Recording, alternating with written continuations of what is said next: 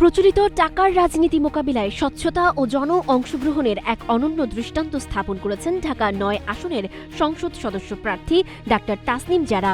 জাতীয় নাগরিক পার্টির এই সিনিয়র যুগ্ম সদস্য সচিব মাত্র ২৯ ঘণ্টায় তার নির্বাচনী তহবিলের লক্ষ্যমাত্রা ৪৭ লাখ টাকা সংগ্রহ করে রাজনীতিতে নতুন আলোচনার জন্ম দিয়েছেন।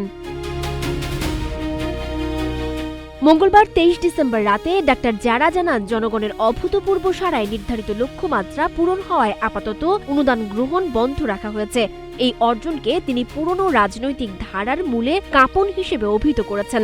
তহবিলের স্বচ্ছতা রক্ষায় তিনি কোনো নগদ অর্থ গ্রহণ করেননি। প্রতিটি টাকা ডিজিটাল মাধ্যমে সংগ্রহ করা হয়েছে, যার হিসাব নির্বাচন কমিশনে জমাও দেওয়া হবে। নির্বাচনী প্রচারণায় তাসনিম জারা বেছে নিয়েছেন বিকল্প পদ্ধতি। কোনো বেতনভুক্ত কর্মী নিয়োগ না দিয়ে তিনি সাধারণ মানুষকে স্বেচ্ছাসেবক হিসেবে এগিয়ে আসার আহ্বান জানিয়েছেন।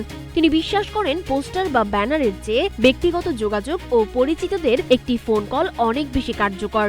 সমর্থকদের প্রতি তার আহ্বান, সপ্তাহে কয়েক ঘন্টা সময় দিয়ে মানুষের দ্বারে দ্বারে পৌঁছানো এবং ভোটের দিন পোলিং এজেন্ট হিসেবে সাহসের সঙ্গে দায়িত্ব পালন করা। মূলত কালো টাকার প্রভাব মুক্ত একটি নতুন বাংলাদেশ গড়ার লক্ষ্যেই তার এই ব্যতিক্রমী পথ চলা।